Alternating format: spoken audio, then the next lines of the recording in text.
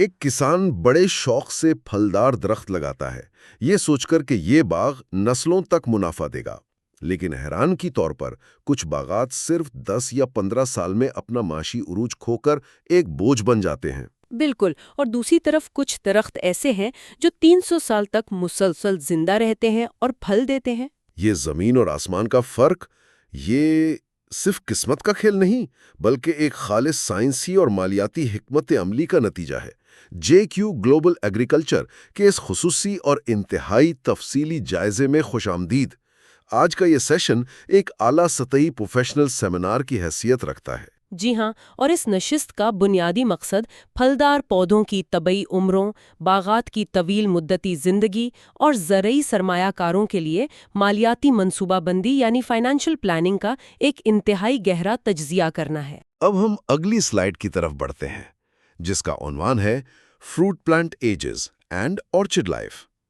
اس کا ذیلی عنوان ہے ایگریکلچرل سیکرٹ سیریز، اور سننے والوں کی معلومات کے لیے بتاتا چلوں کہ یہ شاندار تحقیق ہمارے سینئر سوئل سائنٹسٹ جناب محمد جاوید قمر صاحب کی جانب سے پیش کی گئی ہے۔ چلیں اس کا تفصیلی جائزہ لیتے ہیں۔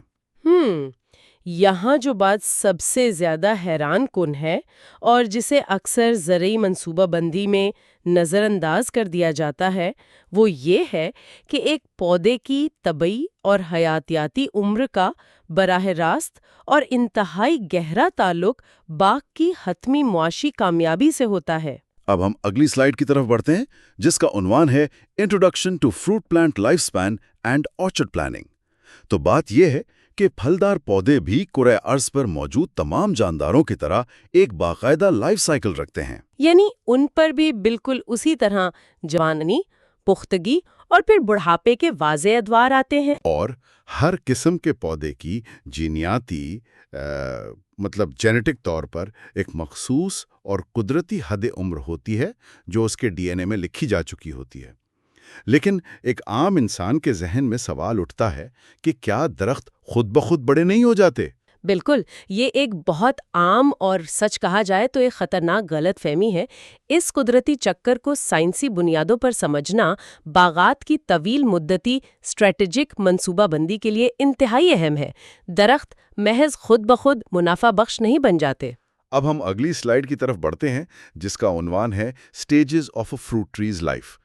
اگر اس پورے حیاتیاتی چکر کی تمثیل انسانی زندگی سے دی جائے تو یہ بالکل بچپن، جوانی کے عروج اور پھر ریٹائرمنٹ کے مراحل جیسا معلوم ہوتا ہے۔ بالکل صحیح کہا۔ پہلا مرحلہ جووینائل فیز کہلاتا ہے، جو پودے کا ابتدائی دور ہوتا ہے۔ اس دور میں پودے کی تمام تر توانائی محض جسمانی نشو و نما اور بڑھوتری پر مرکوز ہوتی ہے۔ صحیح، اور اس کے بعد ڈیولپمنٹ فیز یعنی درمیانی دور آتا ہے، جہاں پودے کے ایک مضبوط چھتری نما پھیلاؤ یعنی کینوپی کی تشکیل ہوتی ہے۔ جی، اور پھر سب سے اہم دور آتا ہے جسے بیئرنگ فیز یا پیداواری دور کہتے ہیں۔ یہ پھل دینے کا عروج ہوتا ہے اور کسی بھی کسان یا سرمایہ کار کے لیے سب سے زیادہ منافع بخش وقت یہی ہے۔ اور آخر میں ظاہری بات ہے ڈکلائن فیز یا زوال کا دور آتا ہے، جہاں پیداوار گرنے لگتی ہے اور درخت سوکھنا شروع ہو جاتا ہے۔ بالکل، اور اس مرحلے کی مالیاتی منصوبہ بندی پہلے دن سے ہونی چاہیے۔ اب ہم اگلی سلائیڈ کی طرف بڑھتے ہیں، جس کا عنوان ہے crucial factors influencing tree age. ان عوامل میں سب سے پہلے مٹی کی زرخیزی اور متوازن غذائیت یعنی سوئل ہیلتھ ہے، جو پودے کی عمر بڑھاتی ہے۔ اور اس کے برعکس موسمی شدت جیسے سیلاب یا خشک سالی درخت کو انتہائی کمزور کر دیتے ہیں۔ یہاں ایک تکنیکی اصطلاح کا ذکر بار بار آتا ہے، جسے روٹ سٹاک کہتے ہیں۔ جی، روٹ سٹاک یعنی بنیادی پودے کی سائنس پر زور دینا بہت ضروری ہے، کیونکہ اس کا درست انتخاب درخت کی طویل مدتی مدافعت اور حتمی طاقت کا تعین کرتا ہے۔ اور ظاہر ہے اس کے ساتھ مناسب زرعی عوامل جیسے آبپاشی اور شاخ تراشی بھی بقا کے لیے ناگزیر ہیں۔ 100% درست۔ اب ہم اگلی سلائیڈ کی طرف بڑھتے ہیں، جس کا عنوان ہے life span of citrus fruits. اس میں ایک حیران انگیز بات یہ ہے کہ ترشاوا پھلوں یعنی سٹرس کے پودوں کی طبعی عمر عموماً ایک جیسی ہی ہوتی ہے۔ جی، ان کی جینیٹک ساخت کی وجہ سے ان کی طبعی عمر ایک جیسی ہوتی ہے۔ اگر کنو کی بات کریں تو اس کی متوقع زندگی تقریباً 50 سال ہوتی ہے۔ اچھا، اور مالٹا یعنی سویٹ اورنج की उम्र कितनी होती है? माल्टे की उम्र भी 50 साल ही होती है। वाह! और लीमू के बारे में क्या ख्याल है? हाँ, लीमू भी 50 साल की उम्र ही पाता है। इस पूरे खानदान में ये मुस्तकिल मिजाजी बहुत वाज़ेह है। अब हम अगली स्लाइड की तरफ बढ़ते हैं, जिसका उन्वान है life span of mango trees. आम के दरख्त तो इंतहाई तवील उम्र माने जाते हैं, मतलब 100 से 300 साल तक जिंदा रहते हैं। जी हाँ, और उसमें जो बीजों पौधे यानी जो बराह रास्त बीज से उगाए जाते हैं, वो कुदरती तौर पर बहुत बड़े होते हैं और ज्यादा उम्र पाते हैं। लेकिन पैवंदी यानी ग्राफ्टेड दरख्तों का निज़ाम थोड़ा मुख्तलिफ होता है ना? बिल्कुल, पैवंदी दरख्तों के लिए मुसलसल पैदावार की खातिर सख्त कैनोपी मैनेजमेंट दरकार होती है। अगर हम इसे वसी तनाजुर में देखें तो मुनासिब देखभाल से आम का बाग कई इंसानी नस्लों तक मुतवातिर फल देता है। अब हम अगली स्लाइड की तरफ बढ़ते हैं, जिसका उन्वान है life span of guava and the impact of pruning. अमरूद की औसत उम्र तकरीबन 40 साल बताई गई है। जी, और अमरूद में शाखे तराशी का किरदार बहुत अहम है। शाख तराशी ना होने पर कमजोर शाखों पर फल का बोझ हद से ज्यादा बढ़ जाता है। तो इसका असल में नुकसान क्या है? नुकसान ये है कि तूफानी हवाओं में ऐसे गैर मुतवाजन दरख्त जड़ से उखड़ सकते हैं। किसान का बहुत बड़ा माशी नुकसान हो सकता है। तो यानी बरवक्त शाख तराशी दरख्त का तवाजुन बरकरार रखती है और इसकी उम्र तवील करती है। जी, यही इसकी बका का राज है। अब हम अगली स्लाइड की तरफ बढ़ते हैं, जिसका उन्वान है लाइफ स्पैन ऑफ कैपल ट्रीज। सेब की मुतवक्का उम्र 50 से 80 साल के दरमियान होती है। और इस तवील उम्री का दारोमदार भी मुंतखब करदा रूट स्टॉक पर होता है।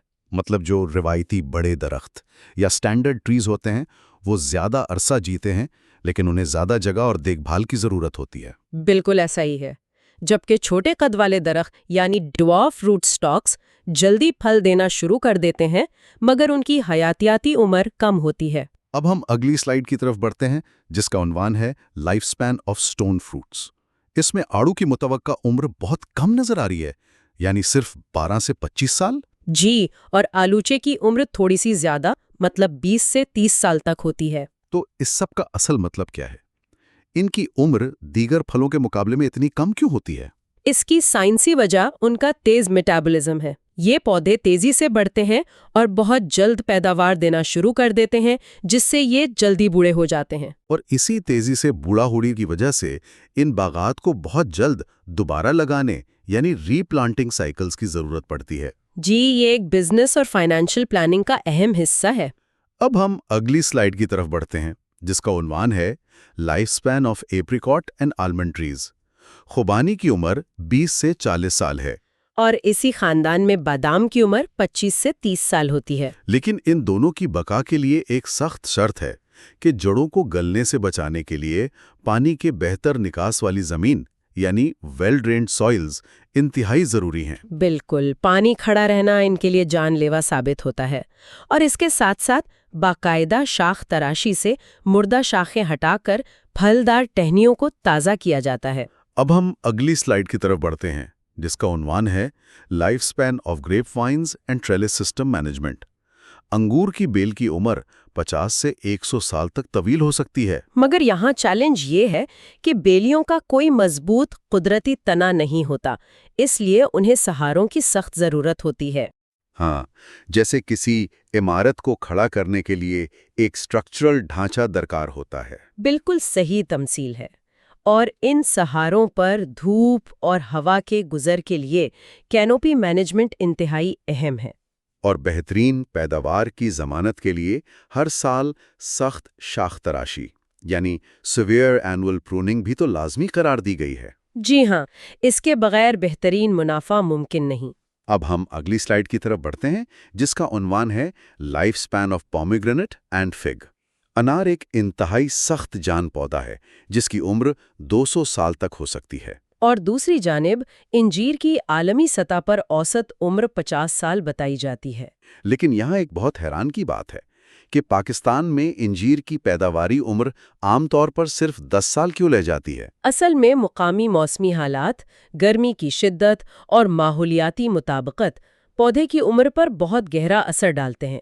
पौधा दबाव का शिकार होकर जल्द खत्म हो जाता है। अब हम अगली स्लाइड की तरफ बढ़ते हैं, जिसका उन्वान है life span of date palms and papaya. کھجور کا مضبوط درخت 150 سال تک زندہ رہتا ہے، اور اس کے برعکس پپیتا انتہائی تیزی سے بڑھنے والا پودا ہے جس کی عمر محض 20 سال ہوتی ہے۔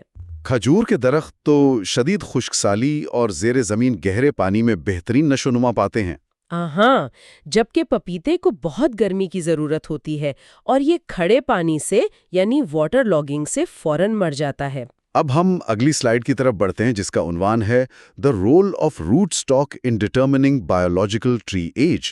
یہ روٹ سٹاک بالکل عمارت کی بنیاد کی طرح ہے جو درخت کے حتمی سائز اور عمر کا تعین کرتا ہے۔ جی، اور یہ مٹی سے پیدا ہونے والی مہلک بیماریوں کے خلاف زبردست مدافعت فراہم کرتا ہے۔ اس کے علاوہ گہری جڑوں والے روٹ سٹاک خشک سالی کے ادوار میں بھی درخت کو بچاتے ہیں۔ لیکن یاد رکھنے کی بات یہ ہے کہ اگر غلط روٹ سٹاک کا انتخاب ہو جائے تو پودے کی نشو نما رک جاتی ہے اور وہ جلد ختم ہو جاتا ہے۔ اب ہم اگلی سلائیڈ کی طرف بڑھتے ہیں جس کا عنوان ہے canopy management, pruning to extend productive life. ابتدائی عمر سے ہی پودے کی چھتری کی تربیت مستقبل میں شاخیں ٹوٹنے سے بچاتی ہے، اور گھنی شاخوں کو کم کرنے سے سورج کی روشنی اندرونی پھل تک بآسانی پہنچتی ہے۔ اس سے ہوا کا بہتر گزر بھی ہوتا ہے جو نمی کو کم کرتا ہے، جس سے پھپھوندی یا فنگس کی بیماریاں نہیں لگتی۔ اور سچ تو یہ ہے کہ باقاعدہ شاخ تراشی پودے کی پیداواری عمر بڑھانے کا سب سے آسان طریقہ ہے۔ اب ہم اگلی سلائیڈ کی طرف بڑھتے ہیں جس کا عنوان ہے nutritional management for ageing and mature آرچرڈز۔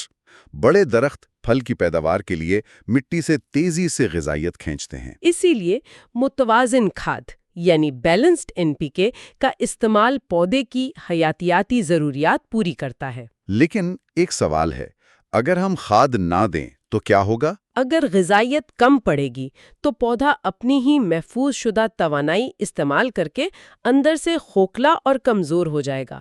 اسے خود خوری بھی کہہ سکتے ہیں۔ یہ تو بہت خطرناک ہے، اور اس کو روکنے کے لیے نامیاتی مادہ یعنی آرگینک میٹر مٹی کی زرخیزی اور جڑوں کی صحت کو برقرار رکھتا ہے۔ بالکل۔ اب ہم اگلی سلائیڈ کی طرف بڑھتے ہیں جس کا عنوان ہے pest and disease control to prevent premature tree decline. کیڑے مکوڑوں کے شدید حملے ایک صحت مند پودے کی توانائی تیزی سے چوس لیتے ہیں، اور جو لاعلاج بیماریاں ہوتی ہیں وہ پودے کے قبلہ از وقت بوڑھا ہونے کی بہت بڑی وجہ ہے۔ کیونکہ بیمار پودے پانی اور خوراک کو زمین سے مؤثر طریقے سے شاخوں تک نہیں پہنچا سکتے۔ اسی لیے حفاظتی سپرے کا پیشگی شیڈیول بنانا یا پرو ایکٹیو اپروچ باغات کی طویل عمری کا واحد محافظ ہے۔ اب ہم اگلی سلائیڈ کی طرف بڑھتے ہیں جس کا عنوان ہے ریجوونیشن آف اولڈ آرچرڈز۔ جب درخت اپنے عروج سے گزر جاتے ہیں تو کھاد کے باوجود پیداوار گر جاتی ہے۔ جی ایسا ہی ہے۔ تو کیا ان بوڑھے درختوں کو واقعی دوبارہ جوان کیا جا سکتا ہے؟ جی ہاں، جدید زراعت میں اس عمل کو تجدید نو یا ریجوونیشن کہا جاتا ہے۔ انتہائی سخت شاخ تراشی پرانے درخت کو دوبارہ نئی نشوونما کی طرف مائل کر سکتی ہے۔ زبردست! اور اس میں ٹاپ ورکنگ کے ذریعے پرانی جڑوں پر نئی اور بہتر اقسام کی پیوندکاری ممکن ہو جاتی ہے، جو کسانوں کو نیا باغ لگانے کے بھاری خرچ اور وقت کے ضیاع سے یکسر بچاتی ہے۔ اب ہم اگلی سلائیڈ کی طرف بڑھتے ہیں جس کا عنوان ہے اکنامک لائف سپین ورسز بایولوجیکل لائف سپین۔ حیاتیاتی عمر سے مراد یہ ہے کہ درخت کب تک طبی طور پر زندہ رہتا ہے۔ جبکہ معاشی عمر وہ عرصہ ہے جب تک درخت منافع بخش اور معیاری پیداوار دیتا ہے۔ بوڑھے درخت بے شک زندہ رہتے ہیں مگر ان کا پھل غیر معیاری اور کم قیمت ہوتا ہے۔ اس لیے میرا حتمی کاروباری مشورہ یہی ہے کہ سمجھدار کسان معاشی عمر ختم ہونے پر پرانے درخت ہٹا کر فوری طور پر نئے پودے لگاتے ہیں۔ بالکل، اور میرے خیال میں یہی نقطۂ مالیاتی منصوبہ بندی اور اس پورے سیمینار کا اصل نچوڑ ہے۔ جی بالکل درست کہا آپ نے۔ اب ہم اگلی سلائیڈ کی طرف بڑھتے ہیں جس کا عنوان ہے کنکلوژن اینڈ کانٹیکٹ ڈیٹیلز۔ سامعین، میں باقاعدہ اعلان کرنا چاہوں گی کہ مزید زرعی معلومات اور ماہرانہ رہنمائی کے لیے JQ گلوبل ایگریکلچر کو ضرور سبسکرائب کریں۔ اور ہم ایک بار پھر جناب محمد جاوید قمر، سینئر سائل سائنٹسٹ کا ان کی شاندار تحقیق پر خصوصی شکریہ ادا کرتے ہیں۔ جی، آفیشیل ویب سائٹ www.jqglobal.official.com ملاحظہ کریں یا ہمارے واٹس ایپ نمبر +92 349 984 1886 پر رابطہ کریں۔ آج کی اس شاندار گفتگو کے اختتام پر غور و فکر کے لیے ایک ایسا سوال موجود ہے جو اس سارے منظرنامے کو بدل سکتا ہے۔ اگر ہم موسمیاتی تبدیلیوں یعنی کلائمیٹ چینج کی موجودہ رفتار کو دیکھیں تو کیا مستقبل میں پودوں کی حیاتیاتی عمر اتنی بدل جائے گی کہ ہمیں معاشی عمر کی تمام کتابیں اور اصول دوبارہ لکھنے پڑیں گے؟ یہ ایک ایسا سوال ہے جس پر ہر صاحب فہم سرمایہ کار کو ضرور سوچنا چاہیے۔ یہ واقعی اس پوری بحث کا سب سے حساس اور فکر انگیز پہلو ہے جس پر طویل مدتی سرمایہ کاری کا انحصار ہے۔ اور اسی غور طلب نقطے کے ساتھ ہم ایک پروفیشنل سیمینار کے اس تفصیلی جائزے کا اختتام کرتے ہیں۔